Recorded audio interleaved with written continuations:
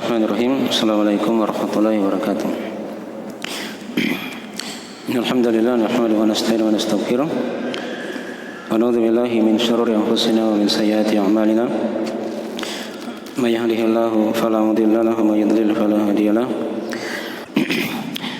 Asyhadu an la ilaha illallah wahdahu la syarika lah. Asyhadu anna Muhammadan abduhu wa rasuluh sallallahu alaihi wa alihi washabihi wa man tabi'ahum bi ihsan ila yaumiddin amma ba'd. Wa inastaqal hadits kitabullah wa khairal hadi hadi Muhammadin sallallahu alaihi wa alihi wasallam. Wa syarrul umuri muhdatsatuha fa inna kulla muhdatsatin bid'ah wa kulla bid'atin dhalalah wa kulla dhalalatin finnar.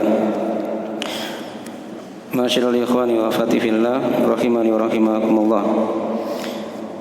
Alhamdulillah, kita bersyukur kepada Allah Subhanahu wa taala yang pada pagi hari ini kembali memudahkan kita untuk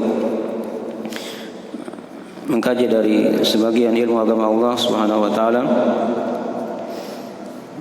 taman dari taman-taman surga yang kita harapkan keberkahan dari apa yang kita kaji pada pagi hari ini. Dan saya berterima kasih kepada ikhwan dan akhwat yang menjadi sebab dari terselenggaranya pengajian ini.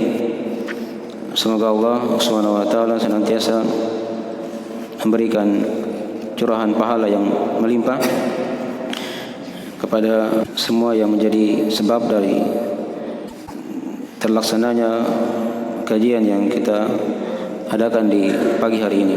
Baik. Adapun tema kita pada pembahasan ini, kita akan terangkan dari pembahasan sisi-sisi keindahan Islam yang kita ambil dari kitab Fadlul Islam karya Syekh Muhammad bin Abdul Wahhab An-Najdi rahimahullah ta'ala. Ya. Jadi pengajian kita mungkin bukan sekadar pengajian tematik, ya. Kita bahas pembahasan buku, dan kita upayakan dari pembahasan-pembahasan seperti ini dapat membentuk dari malaka ilmiah seorang hamba. Ya. Jadi kelasnya itu sudah bukan kelas-kelas tematik, tapi kita sudah harusnya, kalau dia sudah lama belajar, itu pengajiannya harus meningkat. Ya. Jangan hanya bahas tematik-tematik saja, tapi usahakan ada buku yang dia bahas. Ya, walaupun ringkas. Dan buku yang kita akan kaji di pagi hari ini, dan ini insyaallah akan berjalan mungkin setiap bulan, kita bahas dari pembahasan buku. Ya, mudah-mudahan bisa dimudahkan.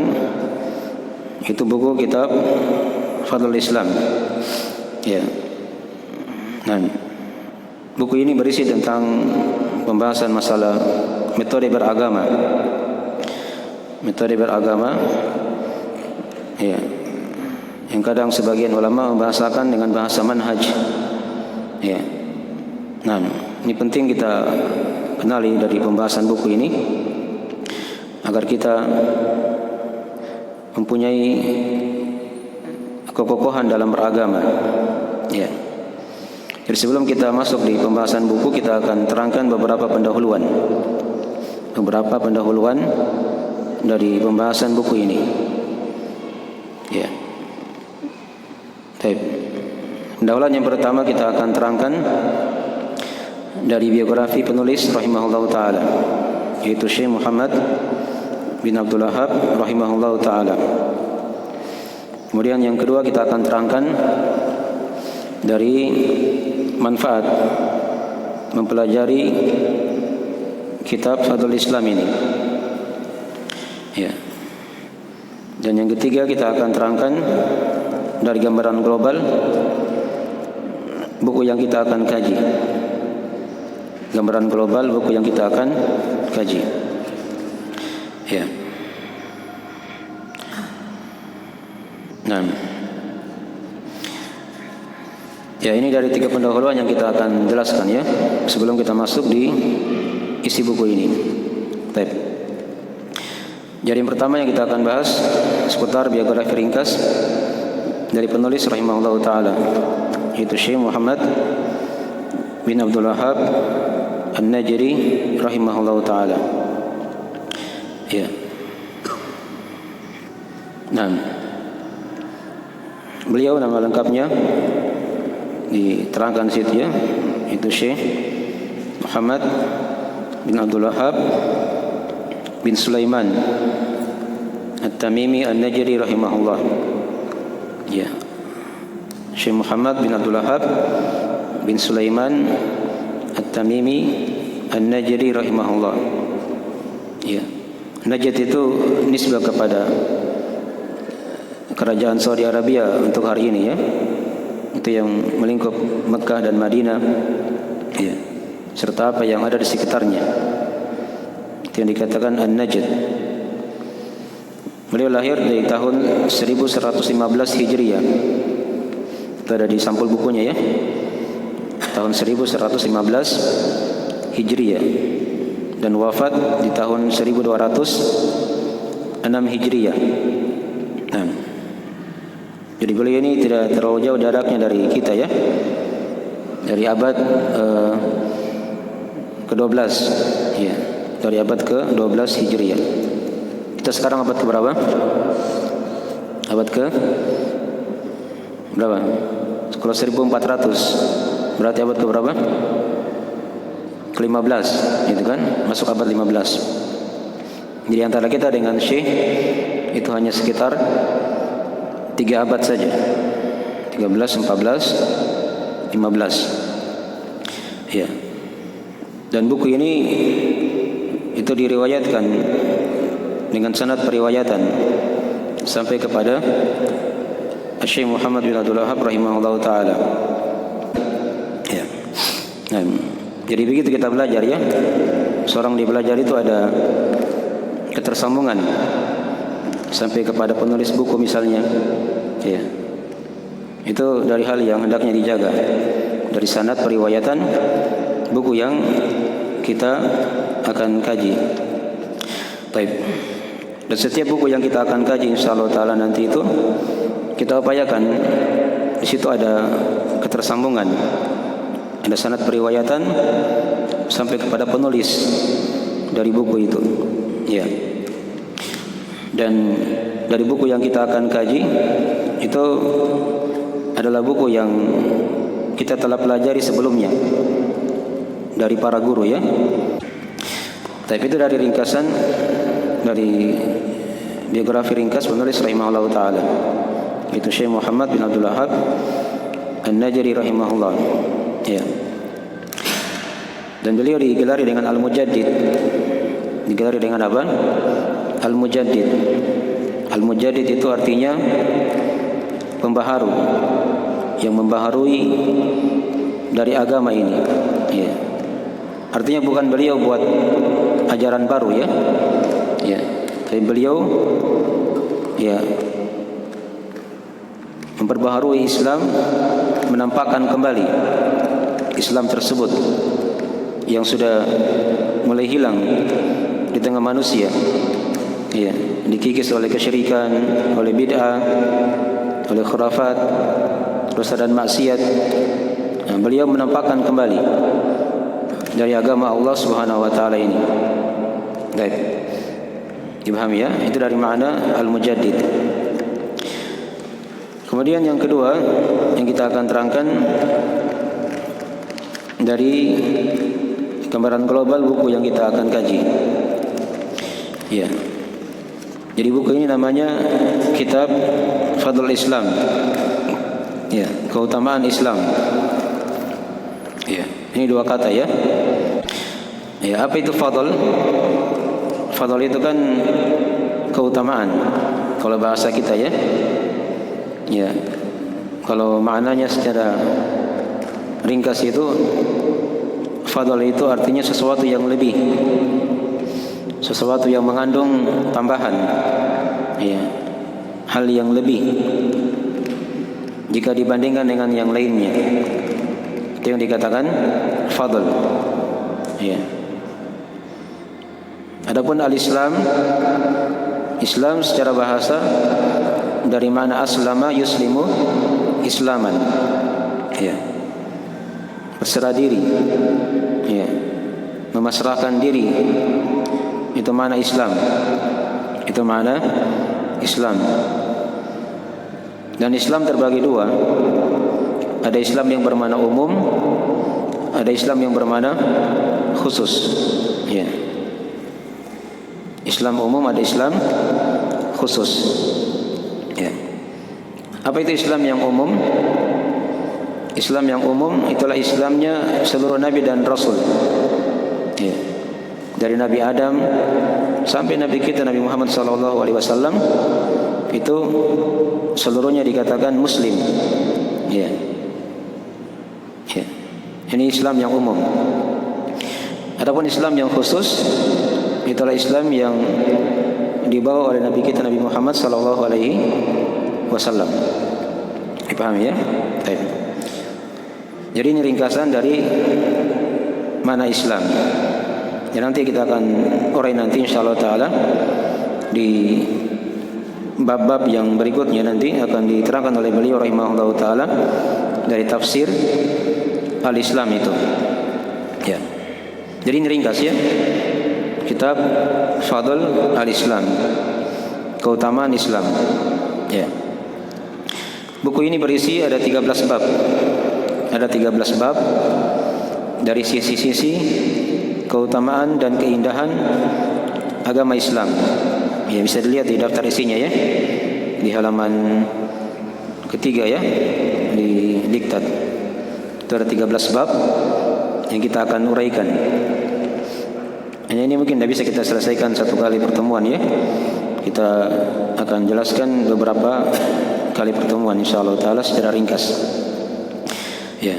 Di bab yang pertama beliau akan terangkan keutamaan Islam. Ya. Nanti akan diterangkan ya di situ. Di bab yang kedua beliau akan terangkan tentang kewajiban masuk dalam Islam. Ya. Di bab yang ketiga beliau akan terangkan tafsir Islam. Ya, penjelasan dari mana Islam itu. Ya. Di bab yang keempat beliau akan terangkan kandungan ayat di surah Ali Imran ayat 85. Nanti kita akan bahas ya insyaallah taala. Ini hanya ringkasan dulu. Ya. Di bab yang kelima beliau akan terangkan kewajiban mencukupkan diri dengan mengikuti Al-Quran dan Sunnah. Dipahami ya? Tanpa mengikuti yang lainnya. Ya. Di bab yang keenam beliau akan terangkan tentang perkara-perkara yang keluar dari penamaan Islam, dari dakwah Islam. Ya. Di bab yang ketujuh beliau merinci sebagian bab dari bab yang kedua tadi tentang kewajiban masuk Islam secara keseluruhan dan meninggalkan apa yang selainnya. Nah, di bab yang ke-8 beliau akan terangkan di situ tentang masalah bid'ah. Karena bid'ah ini lawan dari apa? Dari Islam. Ya. Ada nanti akan datang penjelasan tentang bahaya bid'ah di bab ke-8. Ya. Dan nanti di bab yang ke-9 ya, masih penjelasan tentang bahaya bid'ah. Maksudnya pelaku bid'ah itu sulit untuk bertobat kepada Allah Subhanahu wa taala. Ya. Di bab yang ke-10 beliau akan terangkan dari tafsir ayat di surah Ali Imran ayat 63 sampai 67. Nanti kita akan terangkan ya. Ini masih berkaitan dengan pembahasan keindahan Islam. Di bab yang ke-11 beliau akan terangkan dari tafsir ayat surah Ar-Rum. Ya, ini juga masih berkaitan juga dengan sisi keindahan Islam. Di bab yang ke-12 ya, beliau akan terangkan tentang keterasingan Islam. Ya, di akhir zaman itu nanti ada orang-orang yang terasing. Ya, bukan karena dia sedikit jumlahnya, tapi kembali kepada tuntunan Islam itu sendiri. Tuntunan Islam akan terasing di akhir zaman. Dan di bab yang ke-13 beliau akan terangkan peringatan dari bid'ah. Ya, ini dari ringkasan pembahasan-pembahasan seputar keutamaan atau keindahan dari agama Islam. Jadi tiap-tiap bab yang kita akan terangkan nanti itu terkandung padanya sisi-sisi keindahan dan keutamaan Islam Ya, nanti kita akan uraikan ya insyaallah taala di tiap-tiap bab yang kita akan baca. Baik. Sekarang manfaat. Ini pendahuluan yang berikutnya seputar manfaat kita mempelajari dari buku ini. Ya. Tadi sudah saya singgung sedikit. Dari manfaat mempelajari buku ini, yang pertama agar seorang itu kokoh dalam keislaman. Dia punya keislaman yang kuat, yang kokoh. Karena buku ini memang menjelaskan metode beragama, metode dalam beragama. Ya. Kemudian dari manfaat yang kedua, seorang dia mempelajari buku ini dari bentuk dia mengenal lebih dalam agama Islam. Ya. Kita kan nanti di alam kubur akan ditanyakan oleh dua malaikat, Munkar dan Nakir. Nah, di antara dari pertanyaan itu kan ditanyakan, apa agamamu? Apa agamamu? Nah, kalau dia tidak belajar agama Islam, itu susah dia akan menjawab nanti. Pertanyaan dua malaikat di alam kubur. Jadi buku ini membahas seluk-beluk rincian-rincian dari Islam itu yang wajib kita ketahui, yang dimudahkan nanti atau yang kita harapkan bisa memudahkan kita untuk menjawab pertanyaan malaikat di alam kubur. Dipahami ya? Itu dari manfaat seorang dia mempelajari dari kitab Fadlul Islam ini. Ya. Nah, kemudian juga dari manfaat yang lain lagi, dari manfaat mempelajari buku ini, ya, dengan dia mengetahui dari keutamaan Islam, sisi keindahan Islam, maka dia akan bersyukur kepada Allah Subhanahu wa taala, diberi hidayah, dihidupkan di atas agama Islam yang nanti kita akan terangkan dari keutamaan-keutamaannya dan sisi-sisi keindahan-keindahannya di bab-bab yang kita akan bahas di pembahasan buku ini. Baik. Mungkin dari 3 manfaat ya. Dari manfaat pokok seorang mempelajari dari kitab Fadlul Islam. Apa tadi pertama? Agar membuat kokoh dalam agama, seorang kuat, bisa istiqomah. Yang kedua apa? Agar mudah menjawab pertanyaan malaikat di alam kubur. Ini diantara yang akan ditanyakan nanti tentang apa agamamu. Ya. Yang ketiga nanti, ya, seorang akan bersyukur kepada Allah dihidupkan di atas agama Islam yang punya banyak keutamaan dan banyak sisi-sisi keindahan yang kita akan bahas insyaallah taala nanti di bab-bab yang beliau akan terangkan. Baik. Jadi dari pendahuluan dari buku yang kita akan kaji. Ya. Tapi sekarang kita masuk di bab yang pertama. Ya, jadi kita sifatnya ringkas ya. Kita tidak terlalu meluas membahas buku ini. Nah.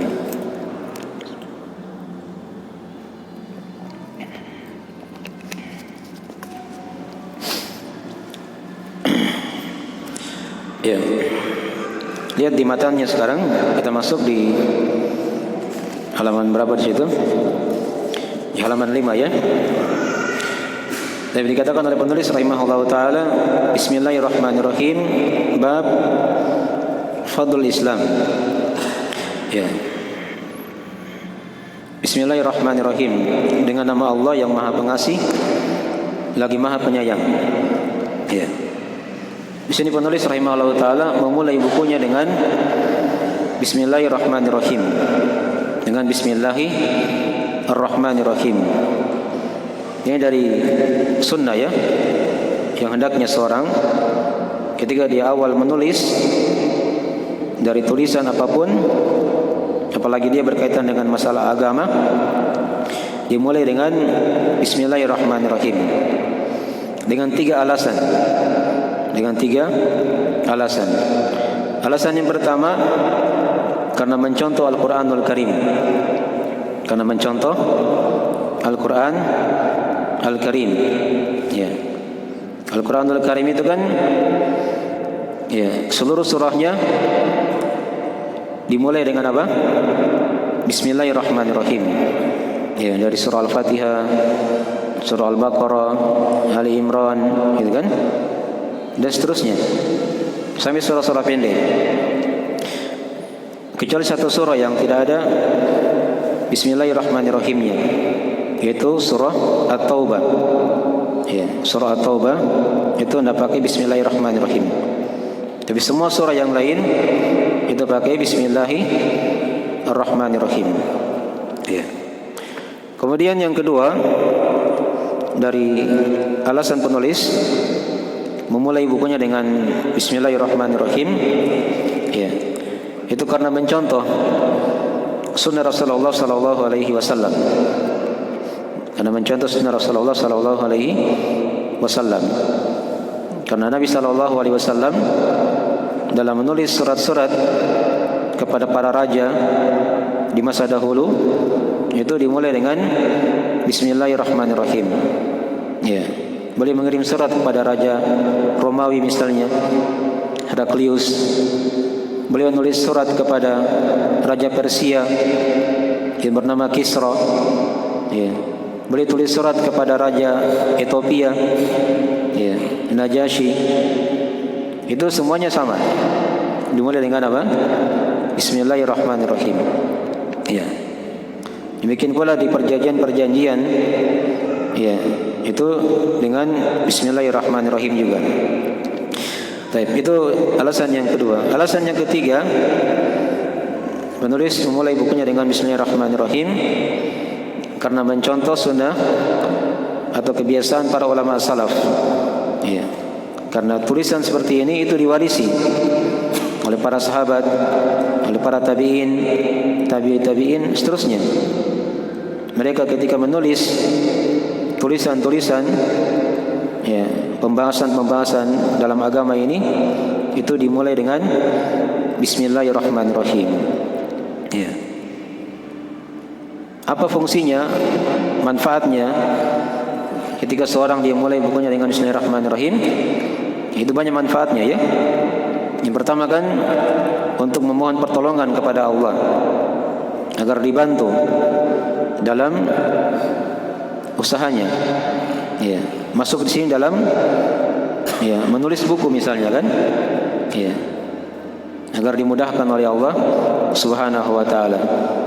Karena ba di situ bismillah itu mengandung makna isti'anah, ya, memohon pertolongan kepada Allah Subhanahu wa taala. Ya.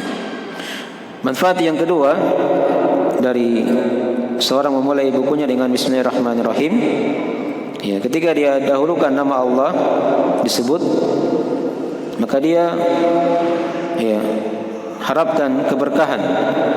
Diharapkan keberkahan dari sisi Allah Subhanahu wa taala. Ya. Diharapkan keberkahan dari sisi Allah Subhanahu wa taala dengan memulai tulisan ini dengan Bismillahirrahmanirrahim. Ya, agar diberkahi oleh Allah Subhanahu wa taala. Berkah itu tidak harus banyak. Ya. Tidak harus banyak ya. Biar sedikit. Tapi kalau dia diberkahi oleh Allah, itu akan bermanfaat. Ya. Akan bermanfaat. Nah, tetapnya kebaikan Allah pada sesuatu itu yang dikatakan berkah. Dikatakan apa? Berkah. Baik. Dipahami ya? Nah. Jadi ini dua alasan ya, atau dua manfaat. Ya. Seorang memulai bukunya dengan Bismillahirrahmanirrahim. Sekarang kita lihat dari bab yang pertama. Kata penulis, bab Fadl al-Islam, bab keutamaan Islam. Ya. Mungkin sekarang ada yang bertanya, kenapa buku ini sama judulnya dengan bab yang pertama? Kan begitu. Judulnya kan apa? Keutamaan Islam, Fadl Islam. Bab yang pertama juga namanya apa? Fadl Islam. Ya, mungkin ada yang bertanya, kenapa sama dengan judulnya? Ya. Bab pertama dengan judul buku ini. Apa sisi keterkaitannya? Apa sisi keterkaitannya? Ya, diterangkan oleh para ulama keterkaitan antara bab yang pertama ini dengan judul buku. Ya, mungkin judul buku ini kata para ulama Fadl Islam diambil dari bab yang pertama. Dari bab yang pertama. Itu ya.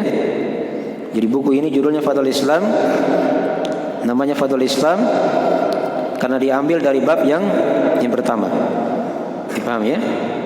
Ya. Itu jawaban yang pertama. Jawaban yang kedua, ya. Kenapa dia dikatakan Fadl Islam? Ya.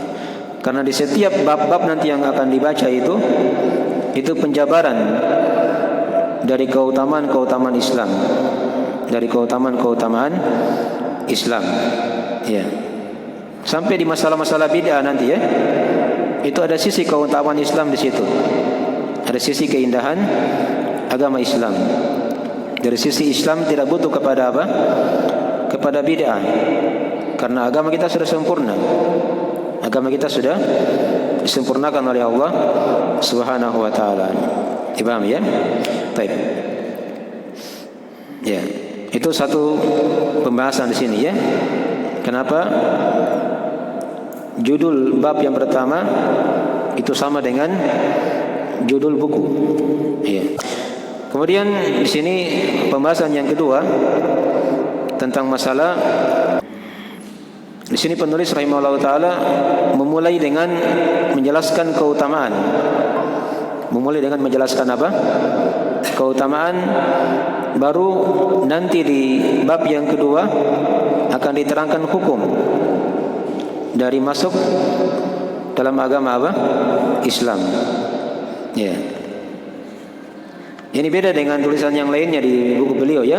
Kalau di kitab Tauhid beliau jelaskan dulu apa itu tauhid. Mana tauhid itu apa, baru belakangan dijelaskan apa? Keutamaan. Tapi kalau di sini tidak. Di sini duluan dijelaskan keutamaan, baru dijelaskan apa? Hukum masuk dalam agama Islam.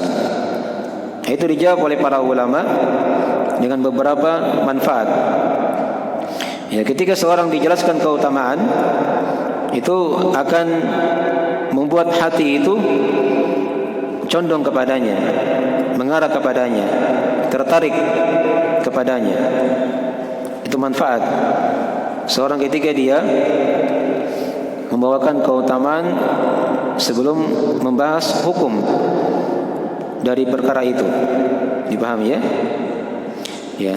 Manfaat yang kedua, seorang dia menjelaskan keutamaan itu sebabnya ketika hal yang akan dibahas itu sudah jelas, sudah dimaklumi, karena sudah diketahui seperti itu, sudah terkenal. Nanti penjelasan hukum masuk Islam itu bisa dibelakangkan setelah dibahas keutamaan. Dipahami ya? Nah, itu dari sebabnya ya, hikmah. Kenapa beliau mendahulukan menjelaskan keutamaan, baru menjelaskan apa? Hukum. Iya. Yang pertama tadi untuk membuat hati itu tertarik Iya, condong kepada Islam. Dan yang kedua tadi, karena hakikat Islam itu sudah jelas. Iya, sudah jelas. Iya, di sisi agama Islam, di sisi umat Islam, dan di sisi orang-orang di luar Islam. Iya, itu kadang kita lihat ya, orang-orang kafir, ada yang masuk Islam disebabkan karena dia meneliti. Iya, dia mempelajari Islam, Allah beri hidayah dia. Allah beri apa? Hidayah. Ada yang seperti itu. Karena Islam ini dari agama yang sudah dikenal, sudah diketahui. Jelas ya? Nah, itu wajar. Dijelaskan dulu keutamaannya, baru dijelaskan apa? Hukumnya. Ya. Kemudian pembahasan yang berikutnya di sini yang kita ingatkan juga dari pembahasan judul buku ini atau judul bab ini, yaitu Fadlul Islam, keutamaan Islam. Di sini dikatakan dia keutamaan Islam ini mencakup 3 arah keutamaan nanti. Ya, 3 arah keutamaan.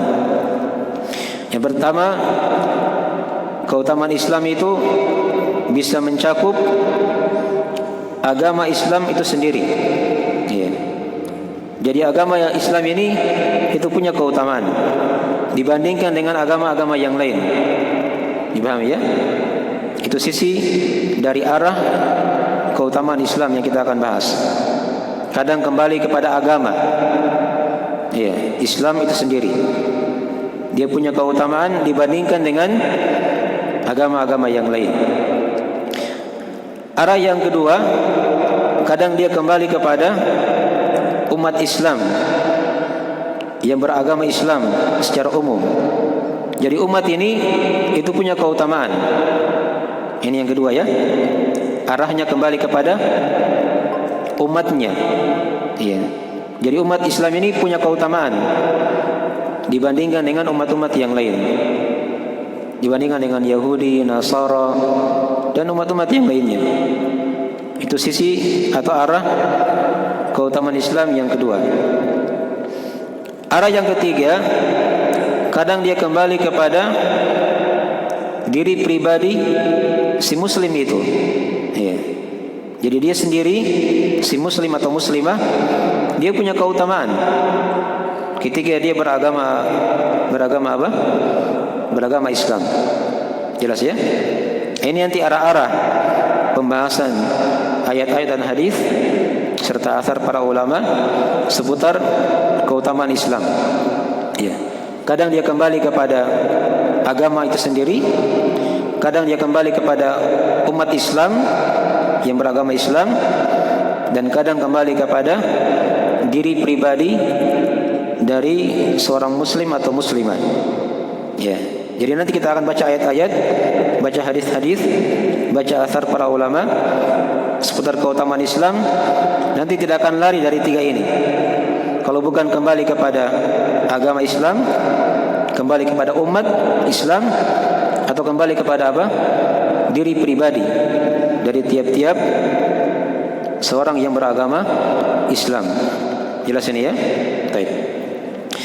Jadi ini dari pembahasan-pembahasan di bab yang pertama ini.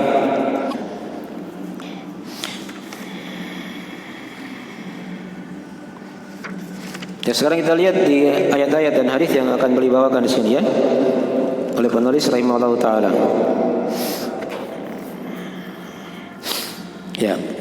Jadi beliau di sini bawakan ada 8 dalil penjelasan tentang keutamaan Islam. Ya. Ada 3 ayat, kemudian 3 hadis dan 2 asar dari sahabat. Ya. Baik. Jadi 8 dalil beliau akan terangkan di sini. Ya.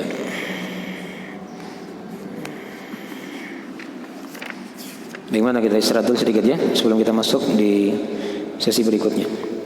Dan mungkin itu dulu ya. Insyaallah taala kita bagi 2 majelis.